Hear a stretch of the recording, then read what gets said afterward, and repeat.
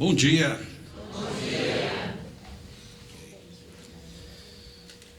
Mesmer deu base para o magnetismo e Allan Kardec foi discípulo dele através principalmente do seu amigo Barão de Putet. Com Mesmer surge, em termos oficiais, o magnetismo humano e com Allan Kardec o espiritismo.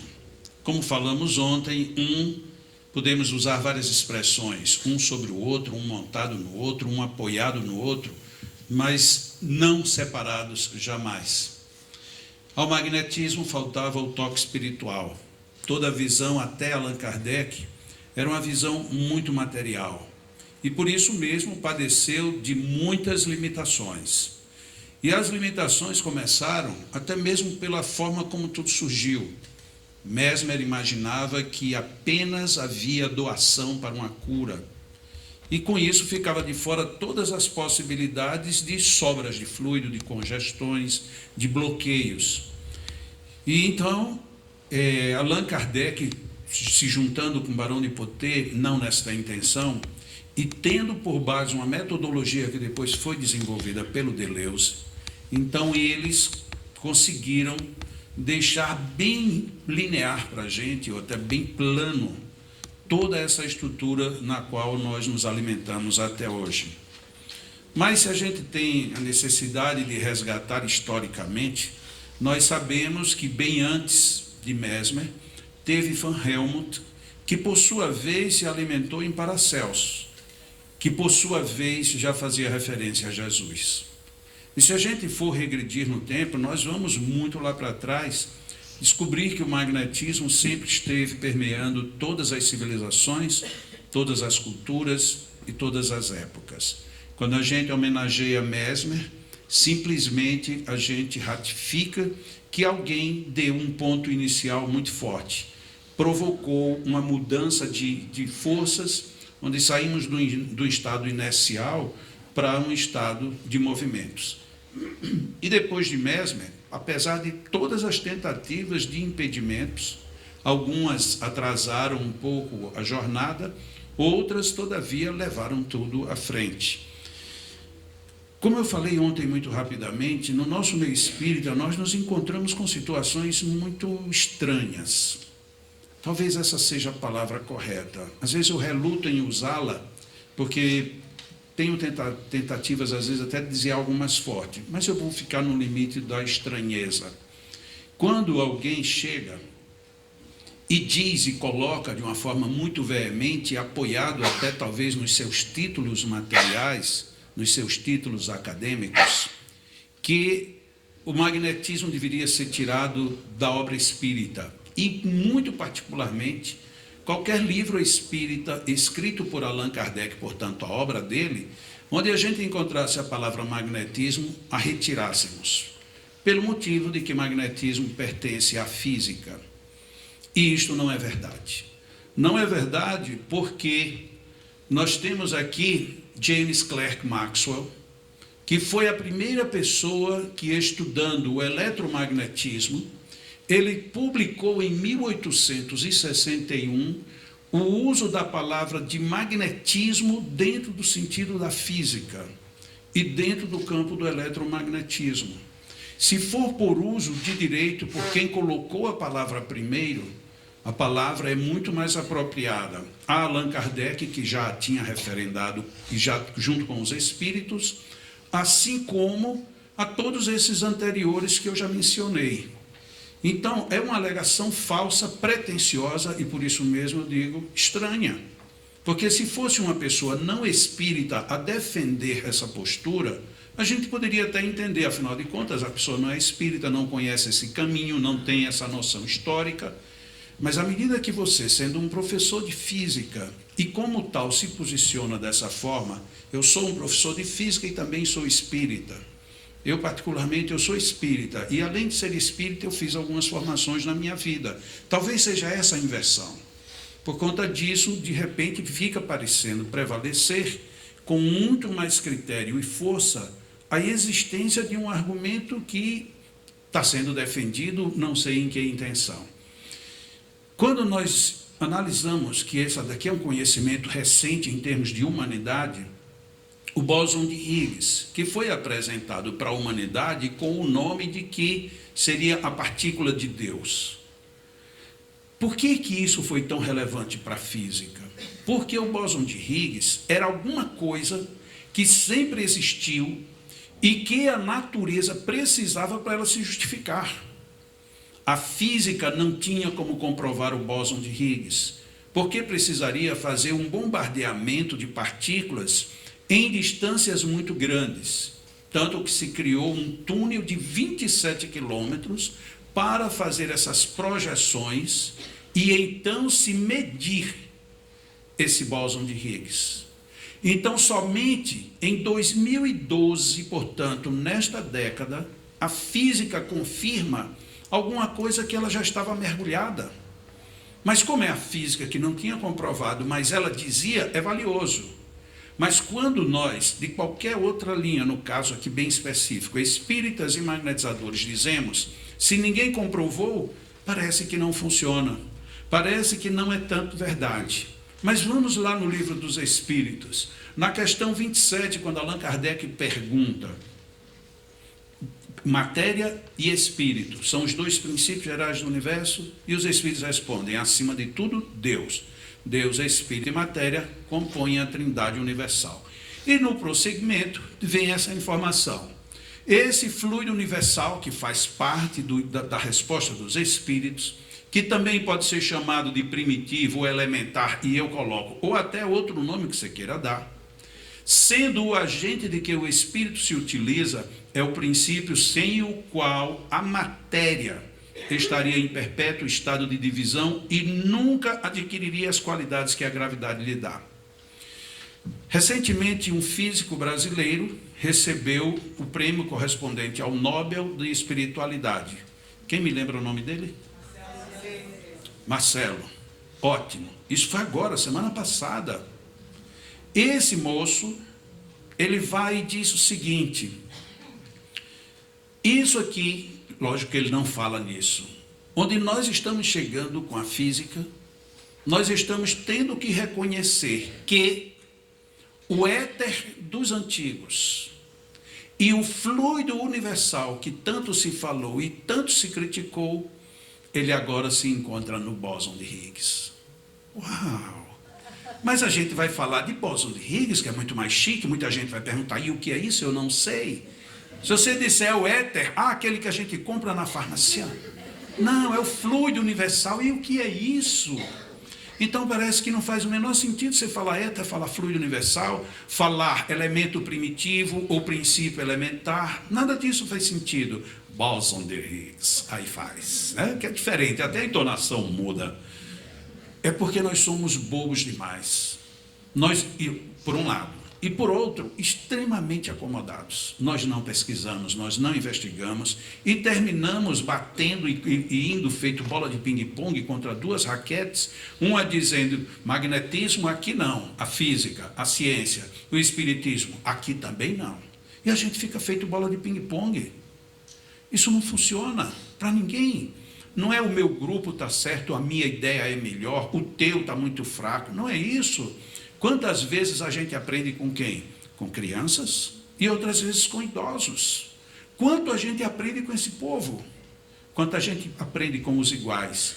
E muitas vezes com os iguais, quanto a gente desaprende. Porque a gente entra na acomodação. No livro Magnetismo Humano, vocês vão encontrar, no primeiro capítulo, algumas discussões dizendo que magnetismo é novidade. Eu refuto, não é uma novidade. Discuto alguns mitos que já criaram, talvez até com intenção de anular um pouco o próprio investimento e a investigação no magnetismo.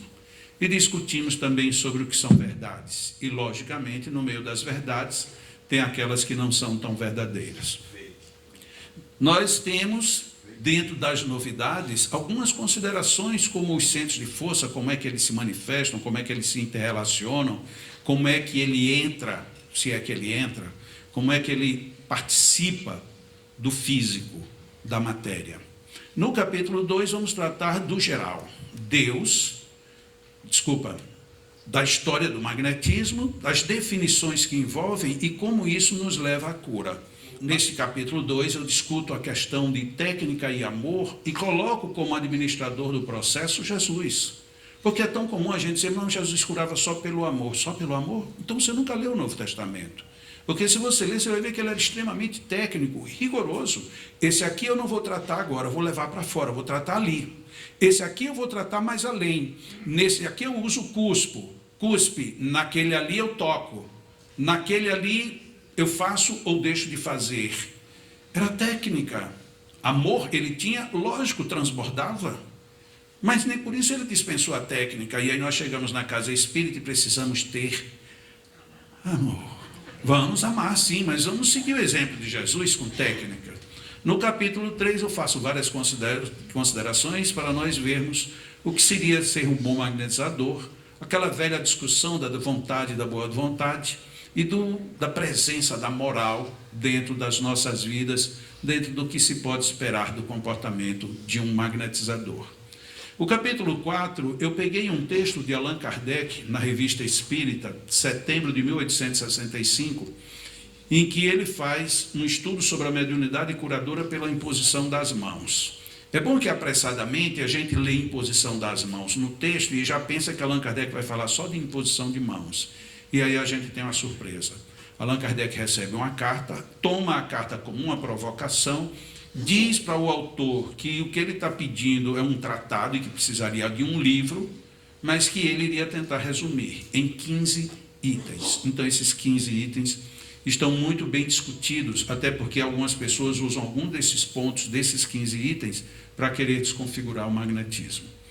No capítulo 5, nós abordamos ainda muitas questões atinentes, mas elas têm por fundo essa frase de um grande magnetizador da época de Kardec, que tinha desencarnado. Ele é evocado e ele dá essa mensagem. O magnetismo desenvolvido pelo Espiritismo é a chave da abóbada da saúde moral e material da humanidade futura. E aí eu acrescento, só se nós fizermos esse futuro. Se a gente não faz esse futuro, o Kahneman vai ficar com essa frase suspensa aí por algum tempo. No capítulo 6, aqui sim, então a gente fala de Deus, logo em seguida estudamos os fluidos, depois o perispírito e, por fim, os centros vitais. Esse capítulo daqui, de alguma forma, ele resume tudo que a gente já tem nos outros meus 3 livros, mas não pensem que é igual, tem algumas abordagens bem mais recentes. No capítulo 7, aqui sim nós temos um capítulo extremamente interessante, para quem inicia e para quem já está dentro.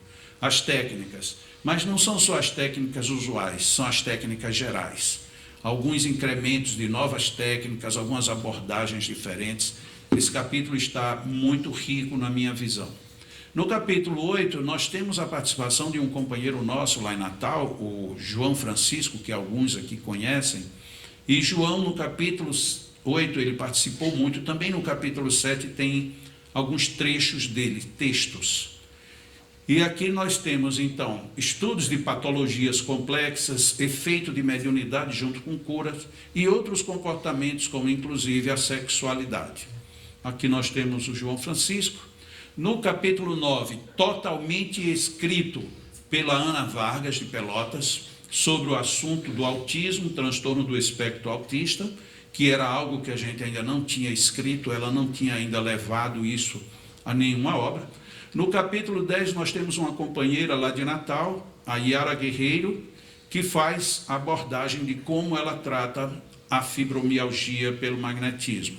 A gente tem um DVD de uma reciclagem que ela apresentou, mas esse DVD não chega tão longe. Aqui no livro agora fica mais esse assunto, mais um outro caminho, um outro procedimento a ser considerado.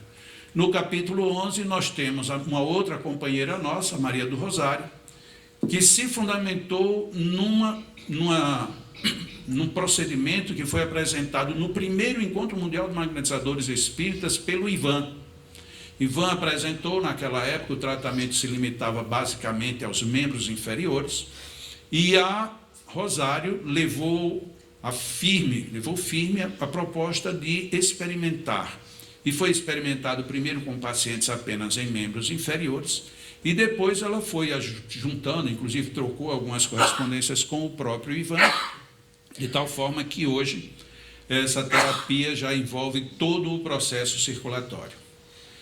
E no último capítulo, o capítulo 12, nós tratamos de vários assuntos, ali tem de tudo. Aqui tem só algumas: pureza doutrinária, terapias de leucemia, a dupla vista, o tato magnético, as interrelações. As questões tem também ali modelos de sugestões para a terapia de diabetes, de hipertensão, as influências do centro laríngeo em locais e em situações que aparentemente não eram percebidas ou consideradas, e tem pelo menos 2 modelos de procedimentos para se trabalhar lúpus. Então, como dá para vocês perceberem, é um livro extremamente rico, tem uma boa base, não só de prática experimental, como tem ainda essas pessoas que colaboraram direta e ativamente, e ainda tem algumas boas referências bibliográficas. Depois disso, nós temos um apêndice, mostrando inclusive quais são os fichários, como é que a gente informa os pacientes. Então, tem mais ou menos como é que é o nosso procedimento. E tem 60 páginas com fotos.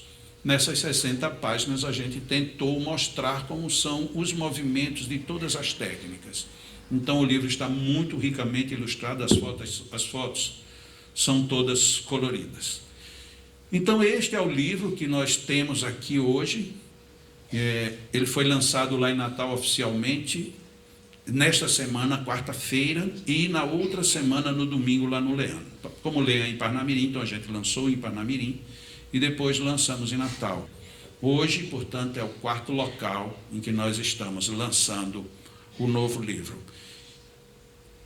No final do livro, eu reservei uma frase que me chegou assim meio estranha. Eu não tenho nenhuma mediunidade ostensiva.